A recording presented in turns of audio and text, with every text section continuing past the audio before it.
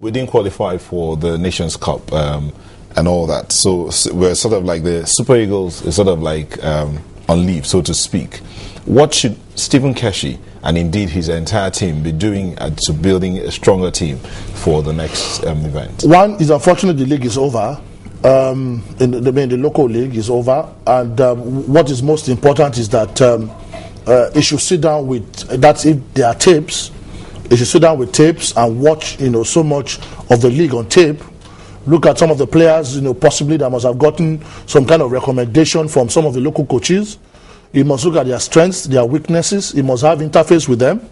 At the same time, if he's going to rely on some of the foreign-based players, he must set up a camp somewhere in Europe, maybe France, somewhere very central, to the European players. I thought you said we shouldn't be looking for that is for the senior team.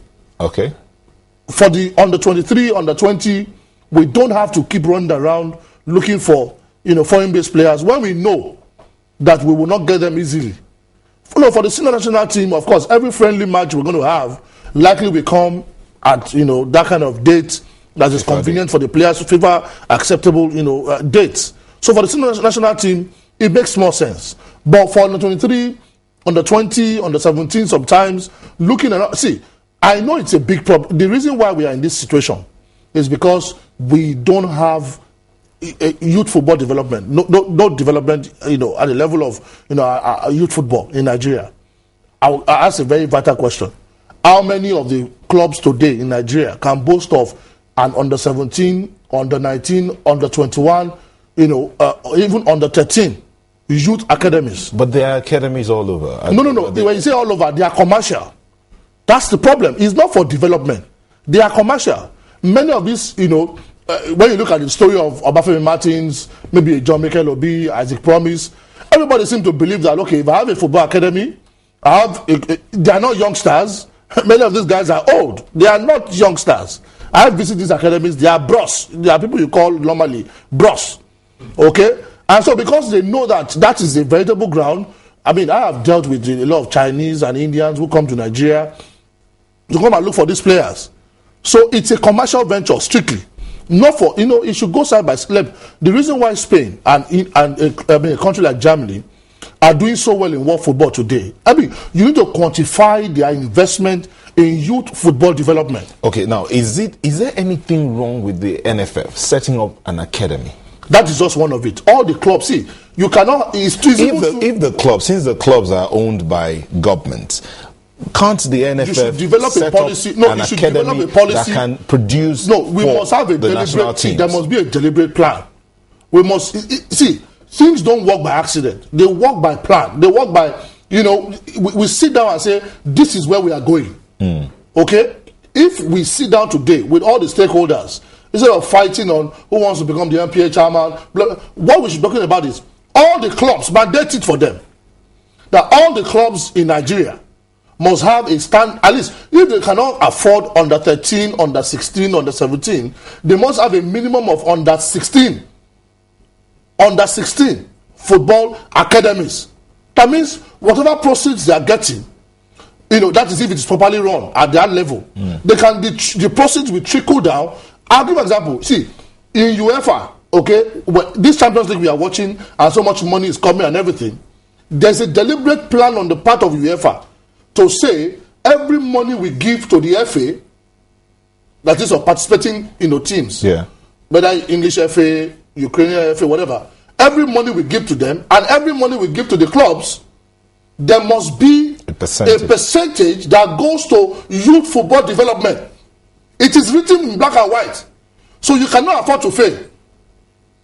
They will look into your books, and that's why you see that they are very serious with their youth football development, because it's a plan, it's a policy. They have come to say this is the way to go. Okay, look at what Platini said.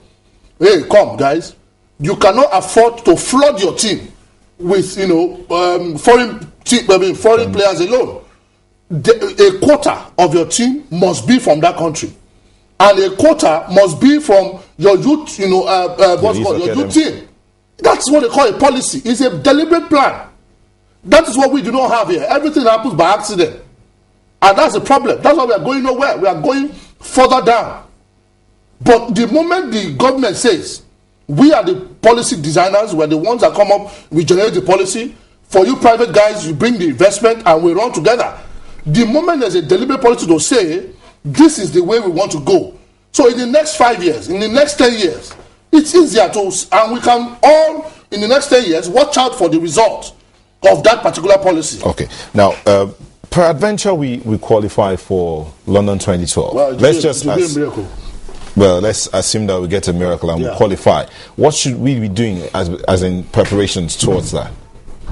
Again, I will not want him to keep wasting his time looking for the foreign-based players. Look at the calendar. Will they be available? Meet with their clubs on time. Talk to them on phone. You don't even need to travel. They have protocols. Talk to them on the phone and know if we can get this player now. If we can't, it depends on their own schedule. Maybe they'll be playing friendly tournaments at that time. They may be on recess, but they may be featuring in some international friendlies, and they may not want to release their players, or the transfer market may be busy. See, just get your acts right from this moment. Agree on the players that you can get, agree at what time, and agree on the ones you cannot get, and forget them. Can you agree on the players you can get? You can. If you don't have an idea of where you want to get to. No. At what level you want to get to at the tournament. You just said it now, that in case we were to qualify, we know when the tournament, of course, proper is taking place. We know from how many weeks we want to have our, what's it called, the camping. Okay? We know how many friendly matches we want to play. All these things can be arrived at in 2 months. And the moment you do that, you talk to the clubs. Present your programs to them. And say, we want these players between X day to, ABC. And will the player be available? The white people, they plan themselves. What they're going to do next year is already, structured. They know where they are going to be. So they can easily tell you, hey, listen, we have this and this and this. This particular player cannot be available. You just mark him out and you know this guy is not available. You will not be telling us by then that, oh, I would have loved to have this player. I'm still waiting on this player. I'm still expecting this player. It will not be a journey in futility.